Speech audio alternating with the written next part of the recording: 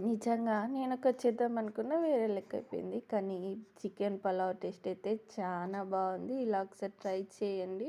And ముక్కలు కూడా చూడండి ఎంత మెత్తగా ఉడికాయో. అండ్ ప్రాసెస్‌లోకెళ్ళిపోదాం. ఫస్ట్‌గా వాష్ చేసి పెట్టుకున్న చికెన్‌ని పక్కకు వేరే దాంట్లో ఏసుకొని, అందులో కారం, ఉప్పు, పసుపు, అల్లం ఎల్లిగడ్డ, మసాలాలు, ధనియా పౌడర్, చికెన్ మసాలా అండ్ పెరుగు అండ్ ఏమంటారు మన కొత్తిమీర, పుదీనా లైట్‌గా ఆయిల్ పోసుకొని, ఇంకా దాని మీద లైట్‌గా ఆయిల్ పోసుకొని మొత్తం మిక్స్ చేసుకొని పక్కకు పెట్టుకోవాలి. సో, అంతలోపు మనం వేరే దాంట్లో మనం ఎంత క్వాంటిటీ రైస్ తీసుకుంటామనే దాంతోనే నేనైతే 2½ గ్లాసెస్ రైస్ తీసుకున్నాను. మీరు ఎంత కావాలనుకుంటే అంటే 3 గ్లాసెస్ రైస్ తీసుకుంటే 4 గ్లాసెస్ వాటర్ పోయాలి. సో, అదనమాట ప్రాసెస్. అండ్ అది పక్కకు పెట్టేసుకొని బియ్యం కూడా కడిగి పక్కకు పెట్టేసుకోవాలి. వేరే బాండీ తీసుకొని అందులో ఆయిల్ వేసుకొని మసాలా దినుసులు ఏవేవైతే ఉంటాయో ఫ్లవరు, స్టిక్కు, పచ్చిమిరపకాయలు ఇంకా సంథింగ్ ఉంటాయి కదా! సో, అవన్నీ ఏసేసుకొని బిర్యానీ మసాలాలు అన్నీ ఏసేసుకొని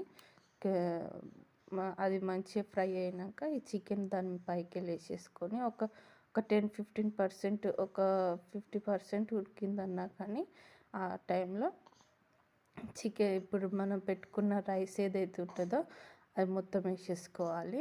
వేసేసుకొని మొత్తం మిక్స్ చేసుకొని వాటర్ పోసుకొని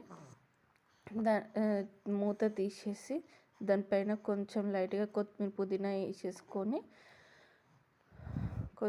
వేసేసుకొని పైన ఏదన్నా మీకు కలర్ ఉంటే బిర్యానీ కలర్ ఉంటుందిగా ఆరెంజ్ కలర్ ఉంటే కలర్ కూడా వేసేసుకొని ఒక 5 మినిట్స్ ఏదైనా బరువు పెట్టి తీసేసినామంటే సూపర్ టేస్ట్ పలావ్. అసలు నేను ఈరోజు బిర్యానీ చేద్దామని అనుకున్నాను.